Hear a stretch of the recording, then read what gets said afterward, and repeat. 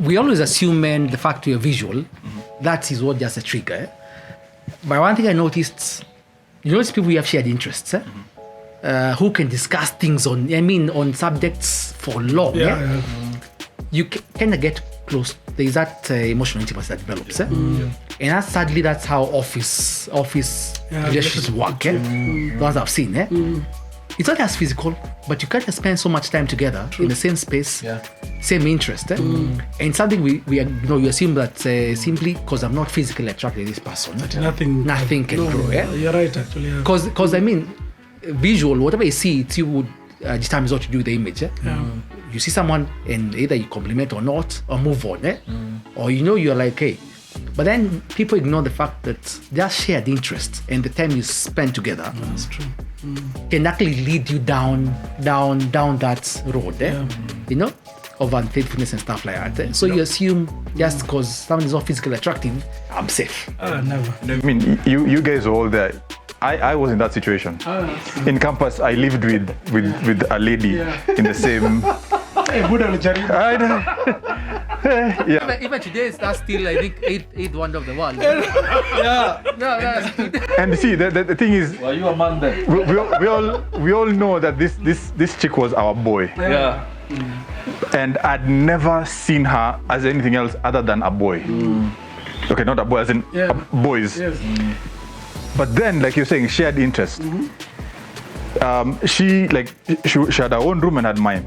And she used to watch Scrubs a lot, from season 1 to I don't know whatever. So one time she tells me this is what she's watching. So I sit. This is the bed. I mean, we didn't have a lot of furniture. So this is the bed, and there was a seat here. So I sit there just to watch it with her. Then it becomes something we do together. Now, the worst part was when after a few months, I started seeing her as a lady. She comes out of the shower. Amefunga towel hapa. Everything he knew says uni boys, uni boys, uni boys, uni boys, uni boys. But then there's this other one that says uni boys but akona boobs. Uni boys but so that other voice kept coming out because that shared interest and the fact that we're in a closed space. Now I appreciate the fact that you guys were around and people would I remember Mike. Mike would pop in anytime, even when I don't want him to pop in. There are times when you're thinking, I just want to have sometimes you want to connect with someone emotionally. So someone pops in, Mike would pop in at 6:30 in the morning. You're wondering, umetoka wapi? Nakao hapa 6:30, umetoka home saa ngapi? God said, man. But see, the advantage that I had in campus is that one, you guys knew who this person is, and you guys were always in my face. Now, if I can be honest, that is the one thing I appreciated from this friendship. I remember there was a time where we were at your place where you guys were staying, and then she calls me and asks what I want for dinner. The conversation that was there. I remember you guys saying, yani mimi niko na girlfriend. I think it was either Pato or Peter. Mimi niko na, no, I think it was Sushi. Mimi niko na dem lakini anipigi simu. Wewe hauna dem, but unauliza utakula nini? So all of a sudden, I don't know who picked the phone akasema pikia sisi sote. It can't be ati unapikia huyu jamaa peke yake. But I love the fact that you guys were in my face. That way, I knew the boundaries I could not cross. Not because of myself, because I know what hapa ndio limit yangu. So where my limit ends, that is where yours begins.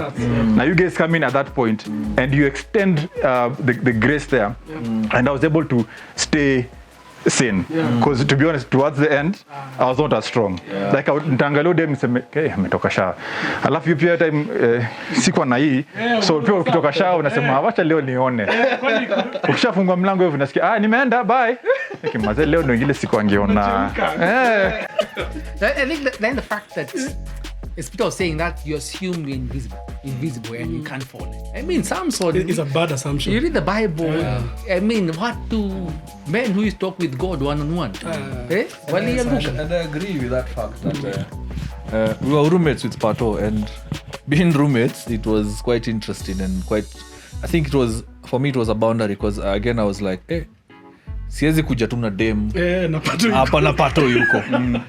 Pato knew my girlfriend, so even sometimes then my girlfriend then coming ilikuwa tu ni watu watafikiriaje. So there was also that. So in that aspect, that was a boundary for me in campus, and also kept me saying to know that this is your girlfriend, you have to be with this one, only this one girl, and it is her and it is her. And yeah, so that helped. No, living with someone else, because Pato can come in and say, no, movie gani? Just move. And Pato was not in the business of ladies then. Oh yeah, but Pato was not in the business of ladies in the business of ladies. Yeah, actually, true. Pato he had serious boundaries then. He was like, no, ladies, no, me. So now you're thinking your girlfriend you bring to Pato's house, and wow, you guys, yeah. So it really helped. So that bit of the one was saying, I mean, like now, a lot of interactions will have work-based, biashara and stuff. So you assume, I think what people are saying, your wife knows who your sister is not his spec. But again, what I've said about shared interest and time spent together. Because like for me, their past hours are not meet. Even before curfew came, we meet during the day, we meet on site, and we discuss whatever landscaping issues. I mean, for me, I talk plants, and a lot of ladies are mesmerized. And they like that. Yes, but don't I'm like, it's very professional. And where we're meeting, where we're doing business, and my wife knows. Otherwise, I'll be setting up myself for failure. At yours 2 we're going to discuss landscaping issues at 9 or 6 or jam.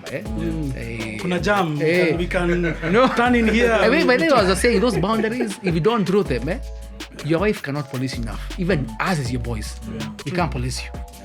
Yeah. So you're saying it's a choice you make to be faithful. From the word go. Whether there is opportunity to be unfaithful or not, the choice that you made. So if an opportunity comes, you remember the choice you made. The choice you made, you stick by it. Yeah. On something you said, if I can circle back. Yeah. Do you agree that you should always marry your best friend?